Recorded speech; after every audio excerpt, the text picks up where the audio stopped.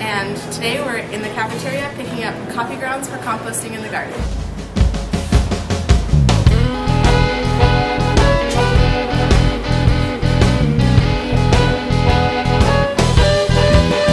I'm going to pick it up today, but we'll take this to the garden for now.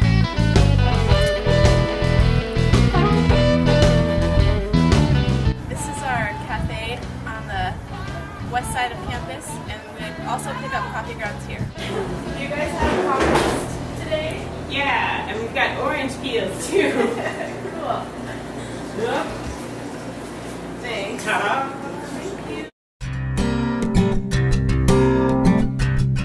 So, coffee grounds have a pretty high nitrogen to carbon ratio, 20:1, which is awesome because when things break down, like we're trying to do with these wood chips in the tree orchard, to build soil, kind of create more nutrients for these fruit trees to eventually use.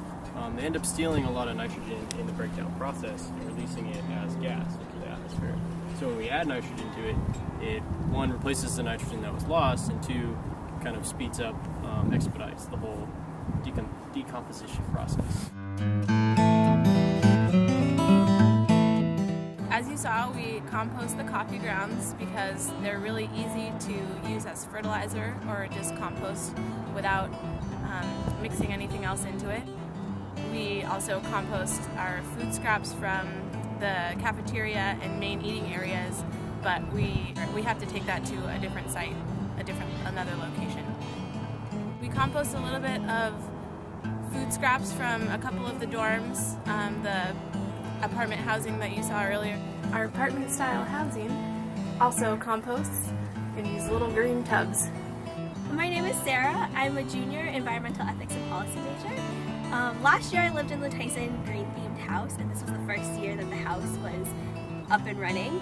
And it was suggested that we start a composting program in the village, so Haggerty and Tyson. This is one of the bins that we collect on Monday and Thursdays every week, and usually some houses have it filled to capacity.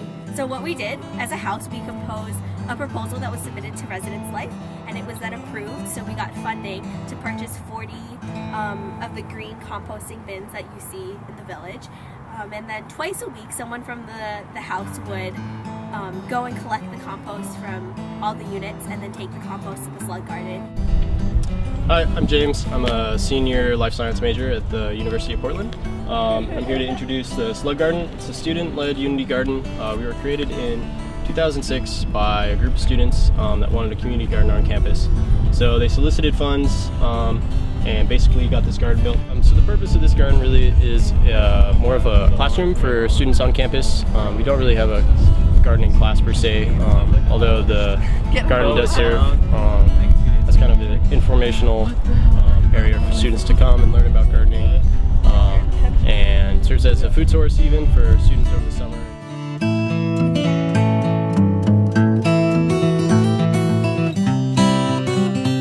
So yeah, why you guys come out today? Well, Allie over here set up this event. We do a lot of social justice work and service events that have to do with people and, hunger and other things like that. So we thought it'd be a nice change to focus on the earth and giving respect to the earth and justice for that too. So that's why we did this event. We want to do something outside. Let's do some gardening.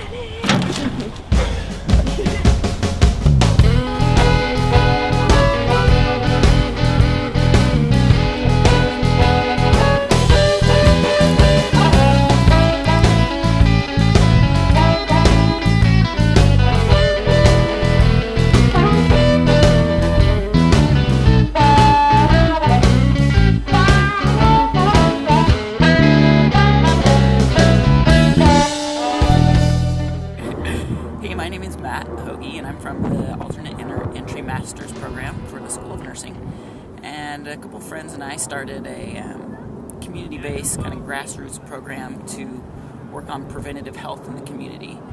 And our idea of preventative health really has the basis in fundamental nutrition. And what we would really like to do is promote preventative health through nutrition. So this is the expansion project. This is our project with the Alternative Entry Master's Nursing Program at UP. It kind of addresses health and fitness in low income, in the low income community of North Portland. So we've kind of teamed together with families, 9 families, and we grow organic produce to them. And the nursing program does studies on how that organic produce actually affects their health over long-term periods of time. Families got to come out, work in the garden, teach us what they know, and we can teach them what we know. And they get kind of a resource to garden on their own if they don't have the space where they live, or even as a second garden, so they can even grow more produce and kind of tell us what they want to grow, and we can accommodate them. Thankfully, it's all funded by the Associated Student Body at UP, so all of the money isn't coming from the families, and all the benefit actually goes directly to the families. In the fall of 2009, over fall break, a group of students and I participated on the first food justice plunge, and that took place here in Portland, and that's an alternative break program through the Moreau Center. On our plunge, we worked on local farms, we worked with nonprofits, all involved in conversations about issues of the Portland food system and food justice. And the aspect of the trip that I really, really enjoyed was our conversations about food deserts. And food deserts are anywhere, or any region where it's difficult to access healthy, nutritional, fresh food.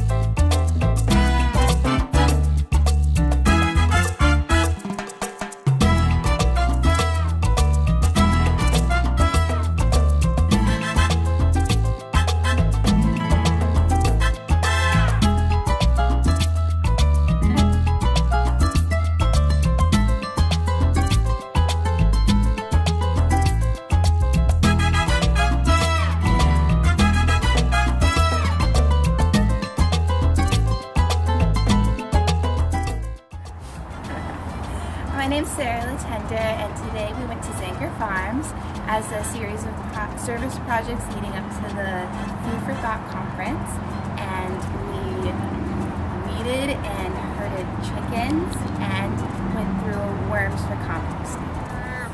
Worms from what I think might be worm poo.